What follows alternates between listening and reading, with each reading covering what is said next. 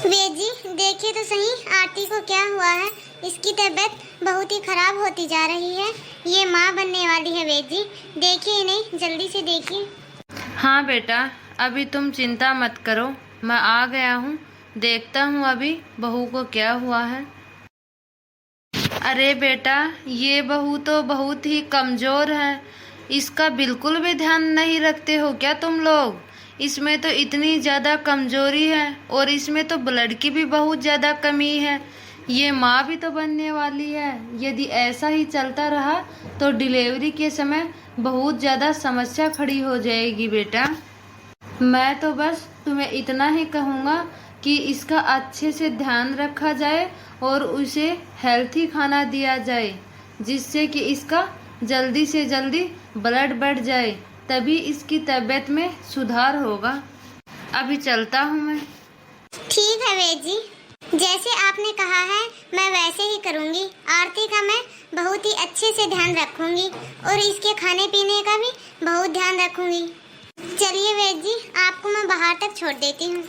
सुनिए नवीन, आरती की तबीयत बहुत ही ज़्यादा खराब थी, इसलिए मैं गांव से वैद्य जी को बुलाकर लेके आई थी आरती को दिखाने के लिए। उन्होंने आरती को देखकर कहा है कि आरती अभी बहुत ही ज़्यादा कमज़ोर है, उसमें ब्लड की कमी है और उसका वजन भी कुछ ज़्यादा नहीं है। तो उसने कहा है कि इसके खाने पीने का अच्छे से ध्यान रखा जाए, वरना डिलीवरी के समय बहुत ही ज़्यादा समस्या हो सकती है। सत्यानाशी, नाश हो तेरा। अब तू मुझे समझाएगी कि मुझे क्या करना चाहिए और क्या नहीं। अरे हमारे भी तो बच्चे घर में ही हुए हैं, तो हमारी बहू के भी बच्चे घर में ही होंगे। अरे तेरा तो साया भी नहीं पड़ना चाहिए आरती बहू के ऊपर, क्योंकि वो माँ बनने वाली है। अरे बांझ कहीं की, तू तो बांझ है। तेरा तो साया भी बुरा है, तेरा साया तो बिल्कुल भी नहीं पड़ना चाहिए आरती बहू के ऊपर। अरे आरती बहू तो क्या, किसी के भी ऊपर तुम्हारा साया नहीं पड़ना चाहिए, बांझ कहीं की। चली जा इस घर से और आज के बाद दिखाई भी मत देना हवेली के अंदर। जा घर के पीछे वाले घर में पड़ी रह अकेली। आज के बाद घर के अंदर पाँव भी नहीं रख देना, बता देती हूँ तुम्हें।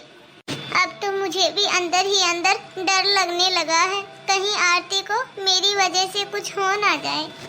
लेकिन ये क्या, ये हवेली में शोर शराबा किस बात का, किस वजह से भगदौड़ मची हुई है हवेली में? कहीं आरती के डिलीवरी का समय तो नहीं हो गया? अभी मैं हवेली में जाकर देखती हूँ कि वहाँ क्या चल रहा है। अरे बेटा, दाई माँ अभी आती ही होंगी खुशखबरी लेके, अभी बच्चा होने ही वाला होगा। देखो आज हवेली में कितना खुशी का माहौल है, क्योंकि इस घर का वारिस जो इस दुनिया में आने वाला है। मैं तो बेटा आज बहुत ही ज़्यादा खुश हूँ।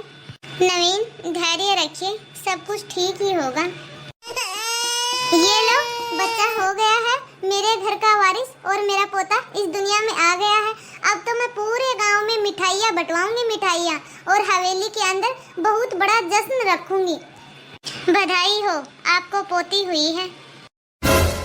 लेकिन हम आपके बच्चे को तो बचा लिए हैं, लेकिन आरती बहू बच्चे को जन्म देते ही इस दुनिया से चली गई है, क्योंकि आरती बहू बहुत ही ज़्यादा कमज़ोर थी और उसमें खून की भी बहुत ही ज़्यादा कमी थी। इसलिए हम लोग जैसे तैसे करके बच्चे को तो बचा लिए, लेकिन बहू को नहीं बचा पाए।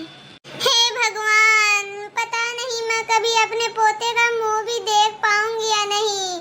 आरती बहू ने जन्म भी दिया तो एक लड़की को, और वो भी उसे जन्म देते ही इस दुनिया से चली गई। हे भगवान, अब मेरा क्या होगा? पता नहीं मेरे नसीब में पोते का सुख लिखा भी है नहीं। अब मेरा वंश कैसे चलेगा? अब मेरा वंश कैसे आगे बढ़ेगा? इस बच्ची को मैं अपनी गोद में ले लेती हूँ, इसे मैं अपने सीने से लगा कर रखूंगी। इस बच्चे को देखते ही मुझे मेरा बचपन याद आ गया। मुझे भी तो मेरी माँ ऐसे ही जन्म देते ही छोड़ के चली गई थी। लेकिन कोई नहीं, किसी ने सही कहा है, जिसकी माएँ नहीं होती वह बच्चे बहुत ही ज़्यादा समझदार होते हैं। देखना मेरी गुड़िया भी बहुत ही ज़्यादा समझदार बनेगी, ये मुझे बिल्कुल भी परेशान नहीं करेगी। अरे लड़कियों से वंश थोड़ी ना चलता है, जो तुम इसकी इतनी ज़्यादा देख रेख कर रही हो। वंश तो लड़कों से ही चलता है, वंश को चलाने के लिए एक लड़का तो चाहिए ना। लड़कियों का क्या है, लड़कियां तो पराया धन होता है। इनकी शादी कर दो, चली जाएंगी अपने घर, फिर यहाँ क्या रहेगा? वंश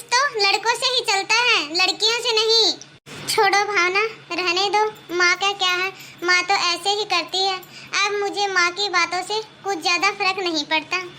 देखो नवीन, आज पूरा 1 साल हो गया है आरती को इस दुनिया से गए हुए, और आज हमारी गुड़िया भी तो 1 साल की हो गई है। आज आरती की बरसी है। हम उसकी आत्मा की शांति के लिए घर में एक छोटी सी पूजा तो रखवा ही सकते हैं ना नवीन। कुछ पंडितों को बुलवाकर हम घर में छोटी मोटी ही पूजा करते हैं। हाँ भावना, ठीक है, हम लोग आज आरती की बरसी पर घर में एक छोटी सी पूजा रखवाएंगे। पंडित जी, आप तो बस मुझे ये बता दीजिए कि मैं जीते जी अपने पोते का मुंह देख भी पाऊंगी या नहीं। हाँ, क्यों नहीं, आप बहुत ही जल्दी अपने पोते का मुंह देख सकेंगी। इसके लिए मैं आपको कुछ ग्रह शांति के उपाय बताता हूँ, जो कि आपको प्रतिदिन करना होगा। ठीक है पंडित जी, मैं अपने पोते का मुंह देखने के लिए कुछ भी करूँगी। चलिए पंडित जी, मैं आपको अपनी पूरी हवेली दिखा देती हूँ एक बार। चलिए पंडित जी, इस हवेली को तो आपने देख लिया और इसका शुद्धिकरण भी हो गया। मेरी हवेली के पीछे एक छोटा सा घर और है, आप उसको भी देख लीजिए। देखिए पंडित जी, ये है मेरी हवेली के पीछे वाला घर और ये इसके सामने पेड़ है। इस मनुष्य पेड़ की वजह से ही तुम्हारे घर में पोते का जन्म नहीं हो रहा। जितना जल्दी हो सके उतनी जल्दी इस पेड़ को कटवा दो और इस हवेली से कहीं दूर फेंकवा दो। ठीक है पंडित जी, जैसा आप बोलते हैं, इस पेड़ को मैं अभी कटवा देती हूँ। भीमा, जल्दी से हवेली के पीछे कुल्हाड़ी लेकर आओ। जी मालकिन, कहिए क्या हुआ? जितनी जल्दी हो सके उतनी जल्दी इस पेड़ को काटकर यहाँ से कहीं दूर फेंक दो। बस अब मेरे सब्र की हद हो गई है। मुझे नहीं लगता कि इसके बारे में भी नवीन कुछ बोलेंगे।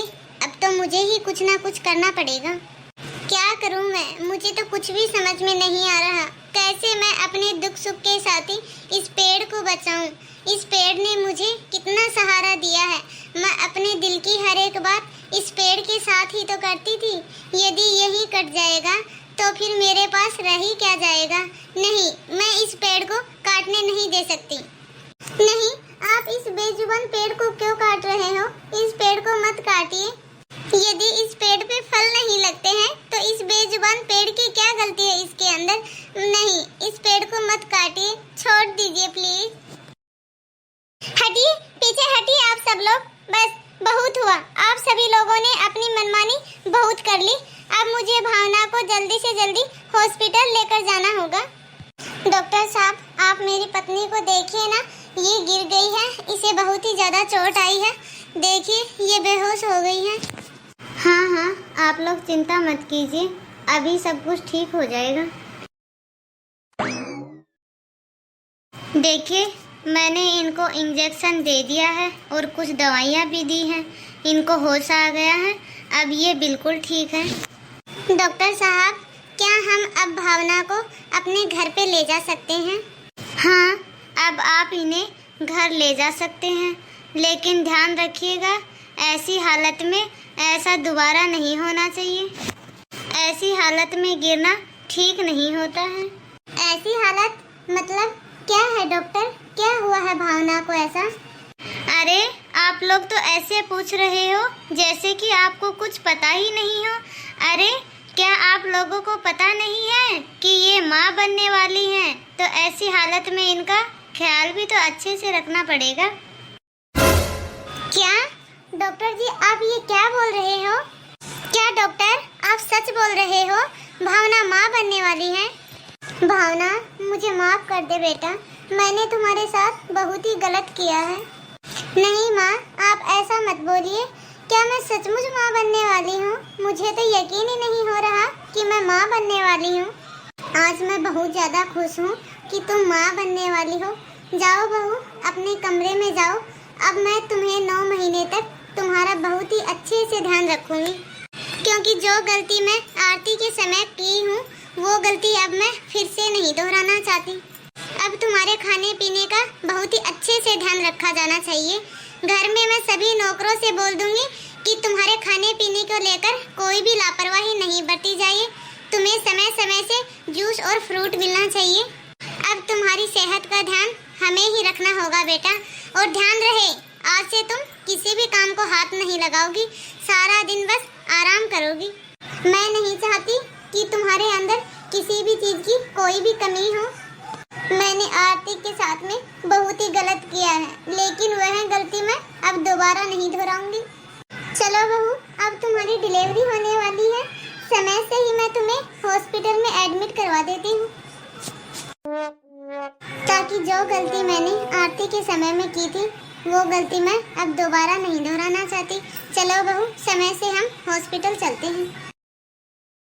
बधाई हो, आपको पोता हुआ है। सच डॉक्टर, आप सच बोल रहे हो, मुझे पोता हुआ है? ये लीजिए डॉक्टर साहब, बधाई मेरे पोते होने की खुशी में। आज मैं बहुत ही ज्यादा खुश हूँ। आज मैं पूरे गांव में मिठाइयाँ और तोहफे बांटूंगी। आज पूरी हवेली को एक दुल्हन की तरह सजा दो, क्योंकि मेरा पोता घर पे आ रहा है। आज हवेली में बहुत ही धूमधाम होनी चाहिए। आज मेरा परिवार पूरा हो गया है, क्योंकि मेरे घर का वारिस जो इस दुनिया में आ गया है, जिसके लिए मेरी आंखें कब से तरस रही थी, आखिरकार वो समय आज आ ही गया। मेरा तो परिवार पूरा हो गया है। पूरी हवेली में खुशियों का माहौल छाया है, लेकिन उसी के साथ साथ एक खुशी यहाँ भी पनप रही है। इस पेड़ के ऊपर भी फल लग रहे हैं। जिस पेड़ को सभी लोग वर्षों से बांझ बुलाते थे, आज उसी पेड़ के ऊपर फल और फूल लग रहे हैं। शायद हम लोग बहुत जल्दी करने लगते हैं फल मिलने की, लेकिन हर एक चीज का समय होता है। वीडियो को लास्ट तक देखने के लिए धन्यवाद। यदि आप सभी को हमारी कहानी अच्छी लगी हो तो कमेंट में अपनी राय जरूर दें, और ज़्यादा से ज़्यादा हमारे इस वीडियो को लाइक और शेयर करें। यदि आपने अभी तक हमारे इस चैनल को सब्सक्राइब नहीं किया हो तो बेल आइकन दबाकर सब्सक्राइब करें, ताकि ऐसी ही मज़ेदार कहानियाँ आप तक पहुँचती रहें। धन्यवाद दोस्तों, मिलते हैं अगले वीडियो में।